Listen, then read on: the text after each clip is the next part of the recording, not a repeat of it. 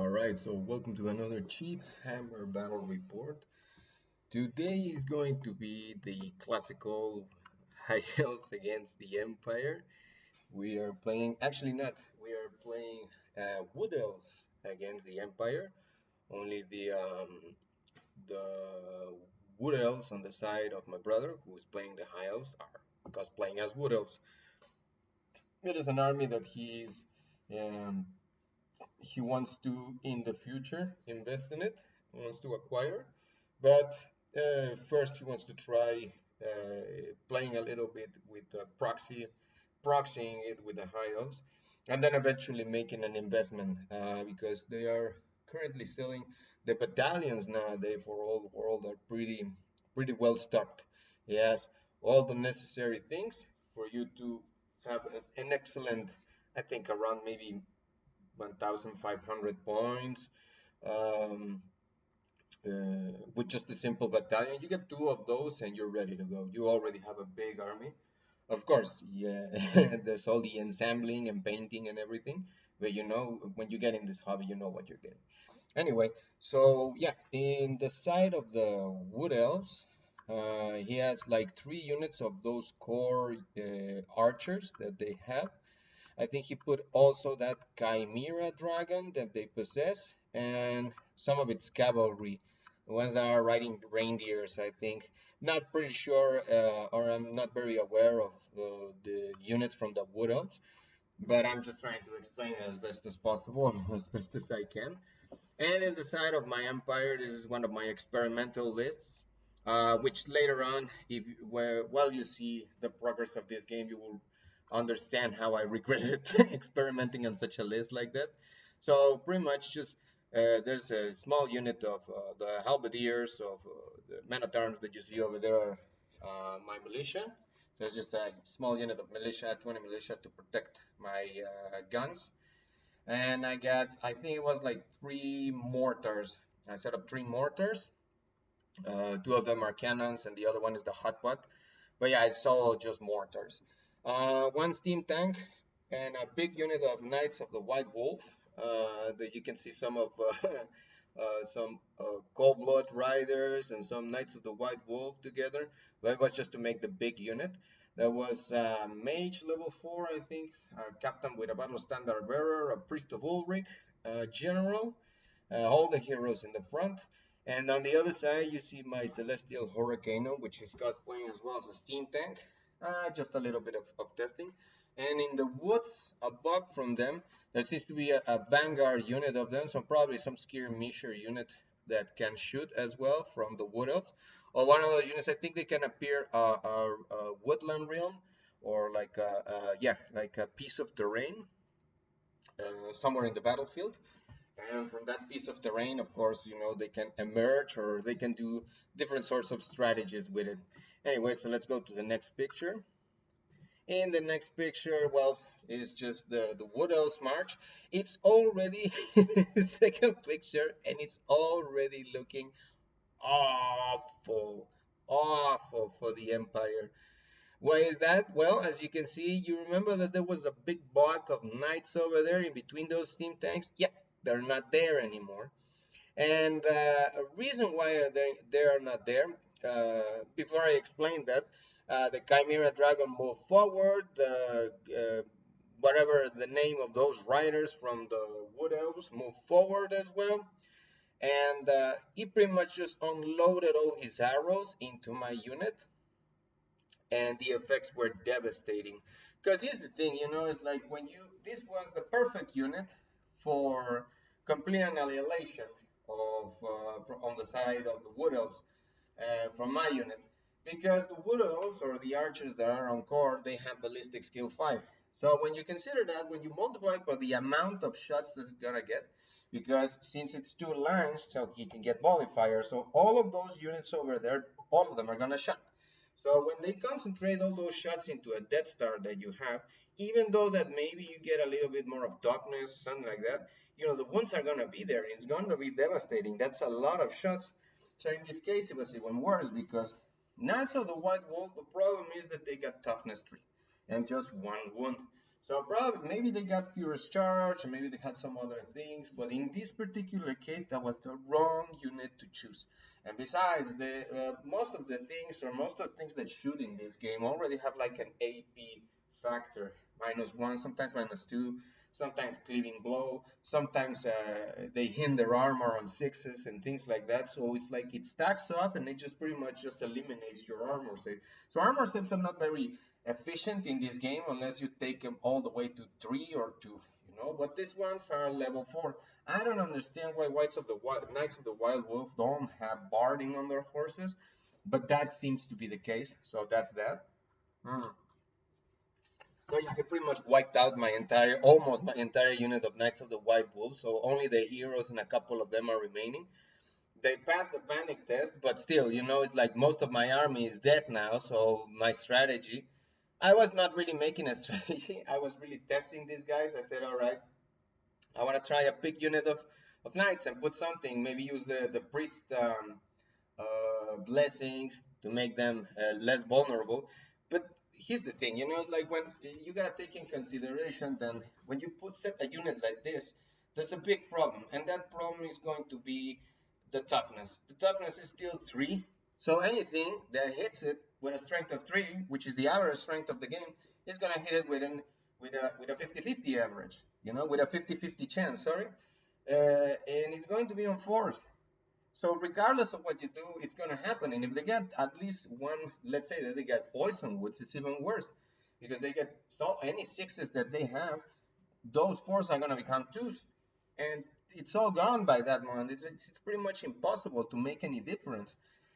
So this was the perfect unit to get shut down and to get completely eliminated. So that's what happens. Anyway, let's move on to the next picture.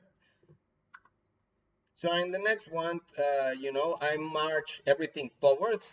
Just trying to get some shots. My mortars shot that unit that was in the woods, I think it was, and pretty much just wiped it out. Because that's the great thing about the mortars. They shoot with very low strength, except the one that it's in the middle, that is strength 5, and the rest of it is strength 2. But since it's large templates, you're expecting something like this, and this is what you're looking for. You look for those big blasts on units where you can clip maybe 12 of them, 9 of them. These are already good numbers because even though that it's at 5s, the armor piercing value is pretty good. They save almost barely with nothing when it comes to wood elves. Maybe they got a light armor, so that thing is just pointless. And at this point, of course, it's a 6+. It's a 6+ save, and it's always good to have any sort of armor. If you can limit the chances that they can get better um, more victory points, that's better. But sixes, most of the things are always going to be -1, so you're not gonna save. So this is what you're looking for. You're looking to target a unit with your mortars and completely wipe it out of the game in one turn. That's what you want to get. And of course, well, just moving everything forward, probably throwing some fireballs from my heroes, but then throwing some blessings. But at this point, these blessings and all those things in synergy are pretty much pointless because there is no unit to attack. So it's just heroes in the front, which can get one-shotted by these units over there, and it's pretty much just GG at that point. But well, I'm going to try to use my steam tank or something like that. Maybe they can run them over. Maybe it has bad luck. But let's see what happens in the next picture. In the next picture, what was predicted happened. I just used my steam tanks to cover up my heroes behind them, but the rest of my heroes were just shut down and killed with just the arrows, simply the arrows. My unit of militia was run down by that unit of the riders over there. The unit of lizardmen slash Knights of the White Wolf was completely eliminated from the map, and the steam tanks over there just trying to get some shots at that dragon. Maybe I can get some points over there. Not much to say about this one. It's looking very grim for the Empire. Next picture over here is just pretty much everything stayed the same. Just throwing some fireballs, everything, but he's closing in, so the charge against my guns. The only thing that I could do, because I paid I think it was veteran. No, it wasn't veterans. That was for just leadership to reroll leadership tests. Just what I can do is try to, since they are mortars, that's why I remember that they are not cannons, they are mortars. Since they are mortars, they can't do any grape shots. So I'm pretty much toasted. There's nothing that I can do. They're at my minimum range. They're gonna charge and just destroy and kill all my war machines. Let's check out the next picture to see what happens. Well, the next picture is just the the setup of the battlefield. I suppose that in the last one it was pretty much just the we just concluded the game because at that point the dragon was going to charge my steam tank, and when that happens the steam tank doesn't really have anything to just like stand and shoot or counter the dragon. You cannot use the grinding wheels maneuver. Why? Because it's a dragon, so you cannot stomp it. You cannot, these are like stomp attacks, so they don't work that way. And when the dragon starts chipping wounds out of your steam tank because of his combat or the attacks that maybe the rider has or anything, it's just a matter of time until he gets the 10 wounds and then just blows it off. Maybe you run out of turns before he does before he destroys the steam tank. But now with these new rules that they are releasing now, if you get 50% of the unit is destroyed or 50% of the wounds are there, you get half of the victory points for that unit. And of course, those riders over there was just. I just concluded that in his next turn he was just going to charge it. It's pretty much impossible that he fails that charge because it's 3 dice. You roll up with the best ones, and you just charge. And then they just, since the way that they are like hitting them, they're just gonna run away. You know, it's just gonna be a domino effect with all of them. And well, my heroes got killed, and I think my mage was like behind the thing, just maybe to cast some fireballs and to avoid the shots from the glade guard. I think it is. It doesn't matter the archers from the wood elf. So yeah, well, it's victory for the wood elves. It was a devastating defeat for the empire.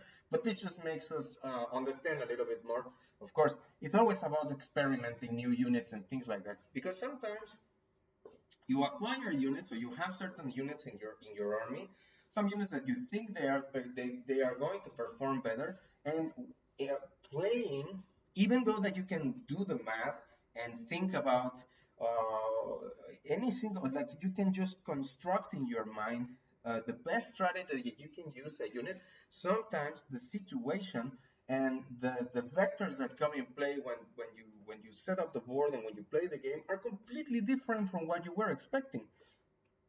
Let's say you put an excellent Death Star, but let's say the other guy is playing with multiple units, different units of different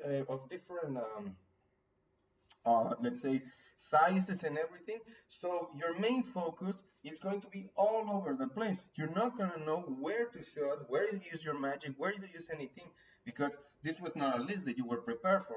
This was a list for engagement, but it depends on objectives and the type of battles that you're fighting. Because at the moment that I'm making this battle report, the release of the match play book has been is already done. So the subsequent fights that we're going to have with on the old world is going to be with this match rules.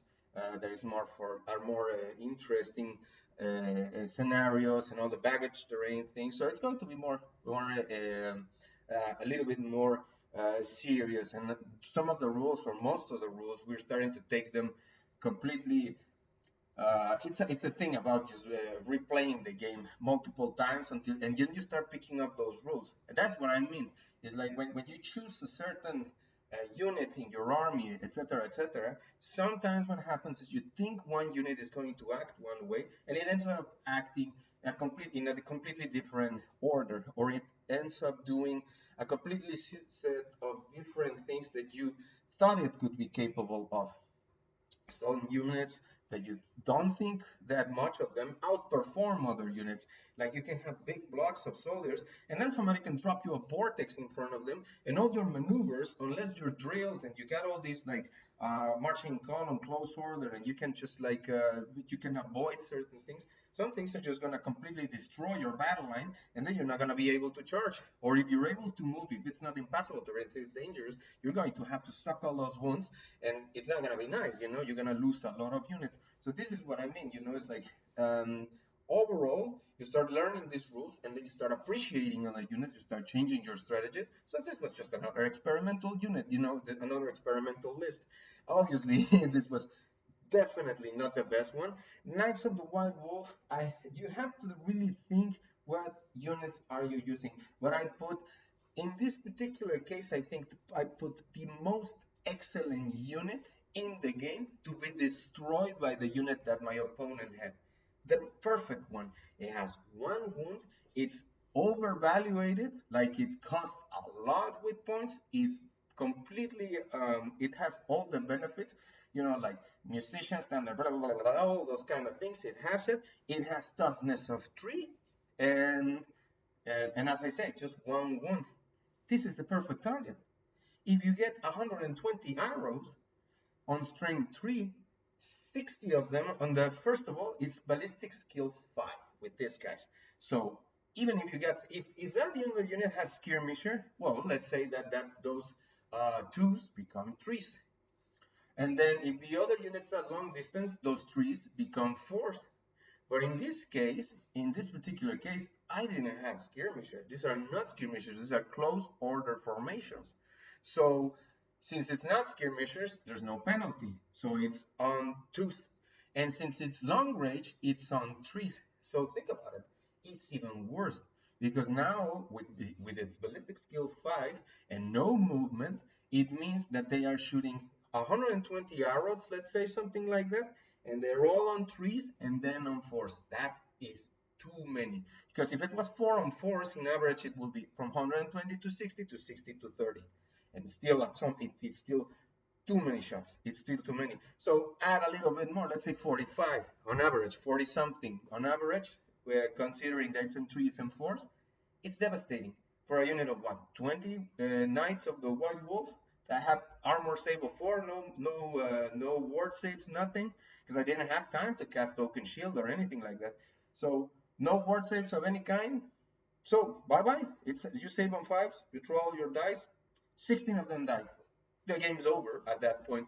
So yeah, that was pretty much uh, not to say a critical mistake, but yeah, it is a critical mistake. It was it was the perfect unit to get killed by this list that was on my opponent's side. So yeah, well, victory for the Wood Elves. That was pretty much, that's pretty much it. And hope you like the battle report, and we'll see you on the next one.